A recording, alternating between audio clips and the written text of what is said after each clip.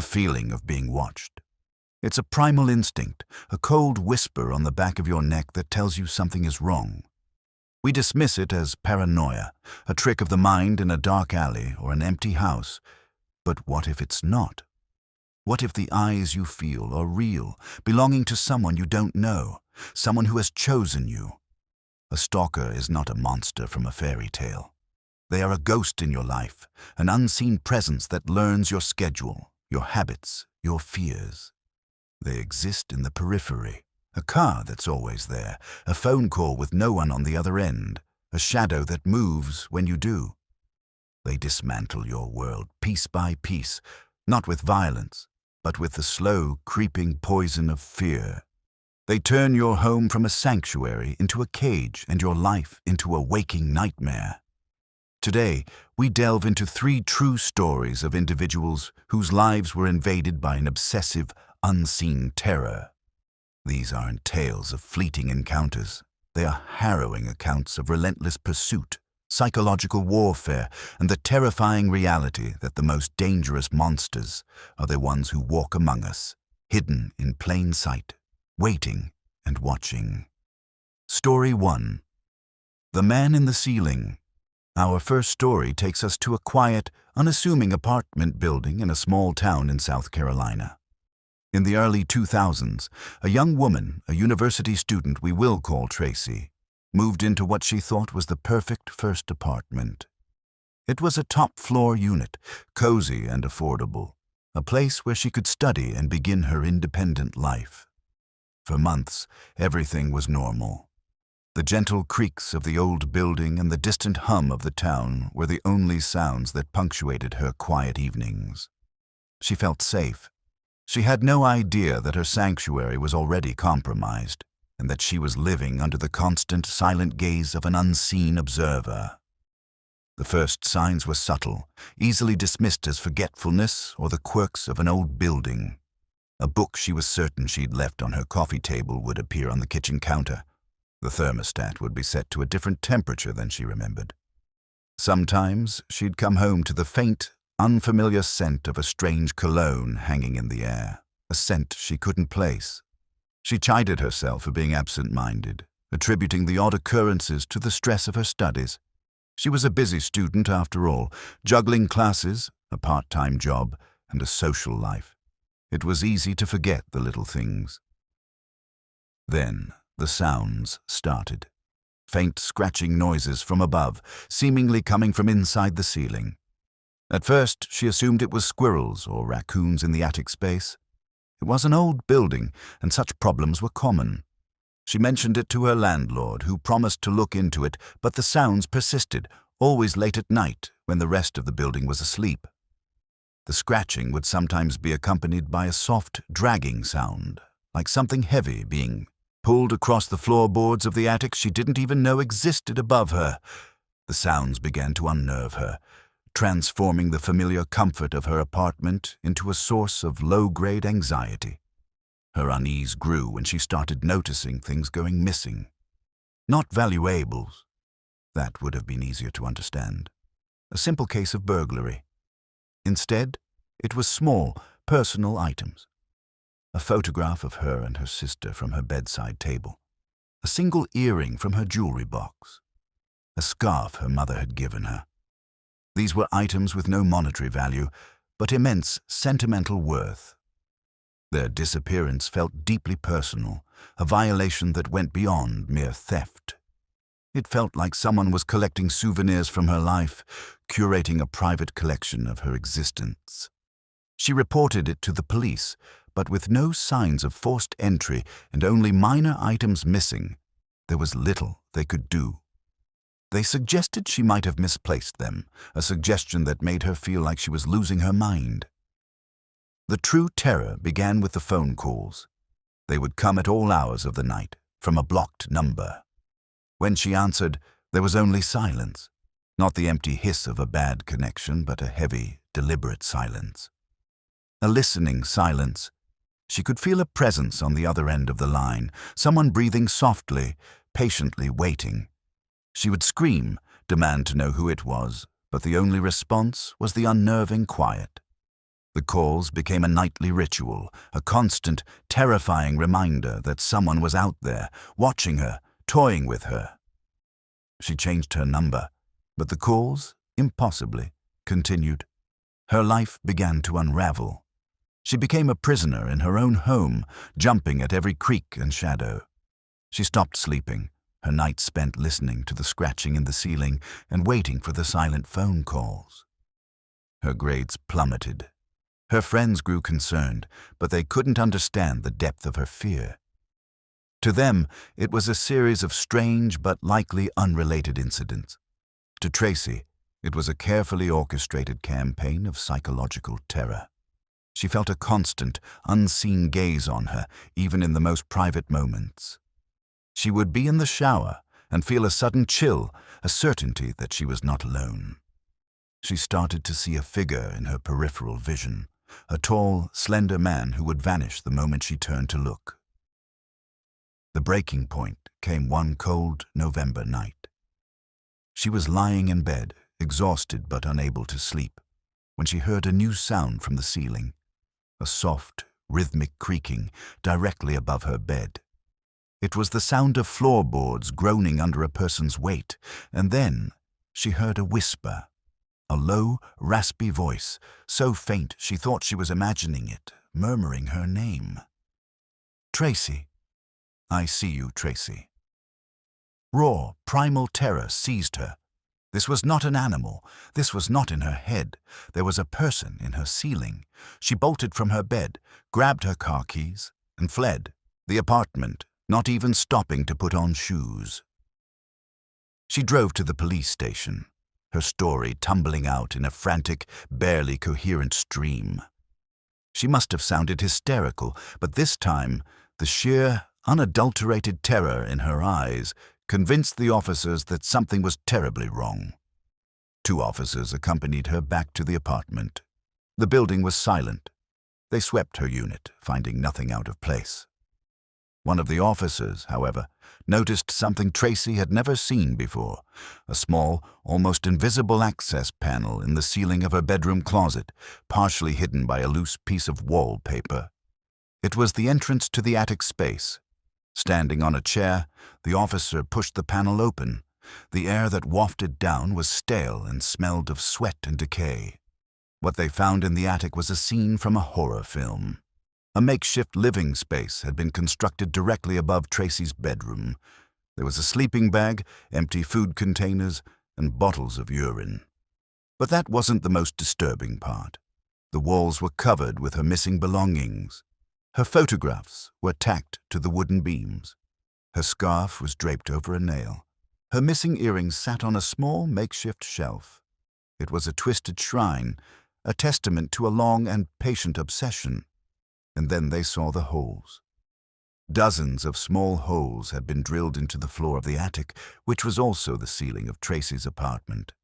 They were concentrated above her bed and in her bathroom. Through these peepholes, the stalker had watched every aspect of her life. He had watched her sleep, watched her dress, watched her cry in fear. He had been a silent, ever-present ghost in her life, his presence a constant, unseen violation. The police also found a phone, which they later confirmed was used to make the silent calls. The man, a former tenant of the building who had never returned his keys, was apprehended a few days later. He was a quiet, unassuming man, someone you would never look at twice. He confessed to everything, explaining his obsession with a chilling, detached calmness. He had been living in the attic for months, his entire existence revolving around watching Tracy. Tracy moved out immediately, but the psychological scars remained. The feeling of safety, the sanctity of her own home, had been shattered forever. She could never shake the feeling of being watched, the memory of the scratching in the ceiling, the whisper in the dark. Her story is a terrifying reminder that sometimes the monster isn't trying to get in. It's already inside. Story 2. The Digital Ghost. In the age of social media, we offer up our lives for public consumption. We share our joys, our travels, our daily routines, rarely considering who might be watching. Our next story, from 2018, is a chilling testament to how this digital openness can be twisted into a weapon. It's the story of a young graphic designer named Maya, whose vibrant online life attracted a stalker who was not content to just watch from a distance. He wanted to become her. Maya was a rising star in the online art community. Her Instagram account was a carefully curated gallery of her work, her travels, and her life in a bustling city. She had thousands of followers who admired her talent and her seemingly perfect life. She engaged with her followers, answered comments, and shared stories, building a community around her brand. She felt a sense of connection, of validation. She had no idea that among her thousands of followers, one was developing a dangerous, all-consuming obsession. It began subtly. A new account, with no profile picture and a generic username, started liking every single one of her posts, moments after she posted them. Then came the comments. At first, they were complimentary, praising her work, but they soon became unnervingly personal. "That cafe has the best light in the afternoon, doesn't it?" One comment read, on a photo of her coffee. "You look beautiful when you're concentrating," said another, on a picture of her sketching in a park. Maya was unnerved. How could a stranger know these details? She checked the geotags on her photos and realized she was inadvertently broadcasting her location, her favorite spots, her daily patterns. She made her account private and blocked the user, hoping that would be the end of it. It was only the beginning. The stalker created a new account, and then another, and another. Each time she blocked one, a new one would appear, the comments growing more possessive and threatening. "Making your account private won't hide you from me, Maya," one read. "I know where you live." The digital walls she had built around herself felt flimsy, useless. The fear began to bleed from her screen into her real life. She felt a constant sense of being watched. She would be walking down the street and feel a prickle of unease, a certainty that someone in the crowd was following her. She started looking over her shoulder, scrutinizing faces, her heart pounding every time a stranger's gaze lingered a moment too long. Then, the stalker escalated his campaign from the digital world to the physical. Small, unsettling gifts started appearing at her apartment. A single, dead rose left on her doormat. A photograph of her, taken from a distance, slipped under her door. It was a picture of her inside her own apartment, sitting by the window, taken from a building across the street. The realization that he could see into her home, her private space, was sickening. The police were sympathetic but explained that without a direct threat of violence, their hands were tied. They advised her to document everything and be vigilant. The true horror began when the stalker created a new profile. This one was different. It used her name, Maya, and her profile picture. It was a mirror image of her own account, but twisted and grotesque. The stalker began to impersonate her, creating a dark, distorted version of her life. He would take her photos and repost them with sinister captions. A happy photo of her with friends would be captioned, "My last day with them before I disappear." A picture of her smiling at the camera became, "The smile I wear to hide the pain." He didn't stop there. He began to meticulously recreate her photos.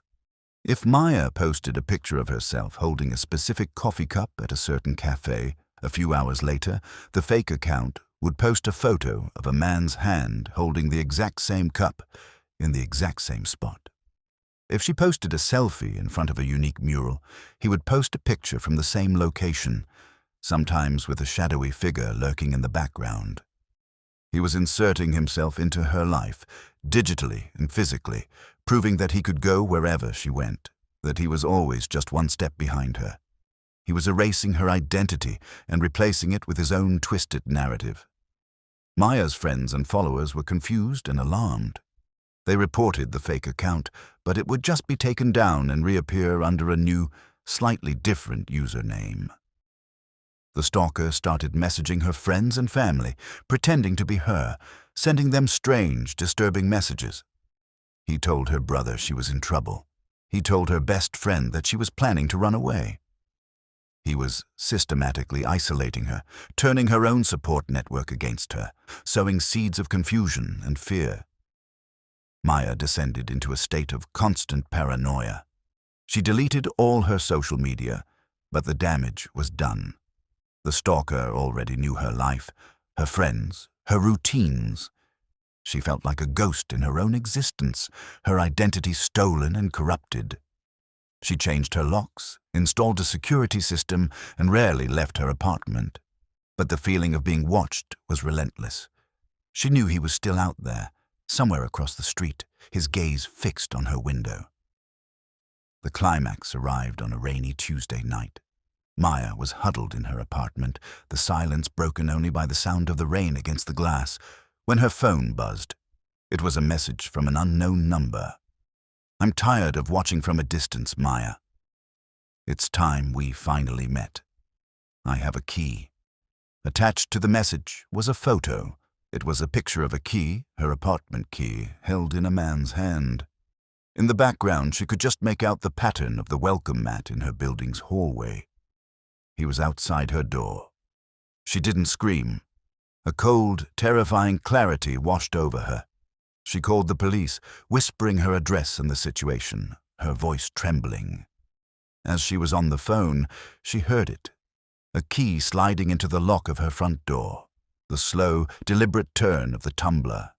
She fled to her bedroom, barricading the door with a dresser just as she heard the front door creak open. She could hear him moving inside her apartment, his footsteps slow and confident. He called her name, his voice calm and possessive. A voice she had never heard, but somehow knew. "Maya, don't be scared. I just want to talk." The police arrived within minutes. They found the man in her living room, calmly looking at her artwork as if he belonged there. He was a former colleague from an internship she had done years ago, someone she barely remembered. He had developed an obsession from afar, feeding it with her online life until it had consumed him completely. He had made a copy of her key when he had once given her a ride home. Even after his arrest, Maya could not escape the digital ghost he had created. The fake profiles, the stolen photos, the chilling captions, they existed forever in the digital ether, a permanent scar on her identity. Her story is a terrifying cautionary tale for our modern age, a stark reminder that the lives we share online can attract unseen predators, and that a digital wall is no defense against an obsession that is determined to break into the real world. Story 3. The Route 40. Phantom. Our final story is not about a single person, but many. It's a story that unfolded over years along a desolate stretch of highway in Delaware. A story that became a local legend, a boogeyman for an entire community. It's the story of the Route 40 stalker, a phantom who terrorized dozens of women. His methods so bizarre and his identity so elusive that he seemed more like a supernatural entity than a man of flesh and blood. Beginning in the late 1990s, a strange and terrifying pattern of incidents began to emerge along U.S. Route 40, a major east-west highway that cuts through Newcastle County, Delaware. The victims were always women, always driving alone at night. The encounters always started the same way. A woman would be driving when a man in another vehicle, usually a pickup truck, would begin to flash his headlights at her, aggressively tailgating her, trying to force her to pull over. The sheer aggression was terrifying enough, but it was what happened next that elevated these incidents from road rage to something far more sinister. If the woman pulled over, the man would approach her car, his face obscured by the darkness or a baseball cap. He would tell her that he saw sparks coming from her car or that one of her tires was about to fall off. He would offer to help, his voice calm and reassuring, a stark contrast to his aggressive driving. He was creating a problem and then presenting himself as the solution, a classic manipulation tactic. Some women, trusting and unnerved, would get out of their cars. Others, more suspicious, would refuse. But his true motive was not robbery or assault, not in the conventional sense. It was something far stranger. While the woman was distracted, either by talking to him or by his feigned inspection of her car, he would perform a small, almost imperceptible act of sabotage. He would quickly and quietly puncture one of her tires with a sharp object. Then he would get back in his truck and drive away, leaving her stranded on the dark, lonely highway. His work was done. The trap was set. Minutes later, as the woman attempted to drive away, her tire would inevitably go flat. Stranded, alone, and terrified, she would be forced to pull over again, and then, like a vulture circling its prey, the man would return. He would pull up behind her, his headlights illuminating her disabled vehicle, and offer his assistance once more. This time his demeanor was different. He was no longer the helpful stranger. He was the one in control. He had engineered her vulnerability, and now he was there to exploit it. The encounters that followed were a masterclass in psychological terror. He rarely resorted to physical violence. Instead, he would subject his victims to a horrifying ordeal of intimidation and control. He would insist on changing the tire for them, his movements slow and deliberate, prolonging the encounter, drawing out their fear. He would ask deeply personal questions: where they lived, if they had a boyfriend, if they were scared. He would stand uncomfortably close, his presence a suffocating weight in the darkness. He seemed to feed on their terror, to derive a perverse satisfaction from their helplessness. After changing the tire, he would often follow them for miles, his headlights a constant, menacing presence in their rearview mirror, a final, terrifying reminder of his power. He was sending a clear message. I can get to you whenever I want. I control your safety. The victims were left not with physical scars, but with deep, lasting psychological trauma. The open road, once a symbol of freedom, became a source of crippling anxiety. For years, the Route 40 Phantom, as he was dubbed by the media, continued his reign of terror. Dozens of reports flooded into the Newcastle County Police Department, all telling the same chilling story. The police were baffled. The stalker was clever. He left no fingerprints, no DNA. His victims could offer only a vague description: a white male, average build, driving a dark-colored pickup truck. In the darkness of the highway, it was impossible to get a license plate number. He was a ghost, a phantom who materialized out of the night and vanished without a trace.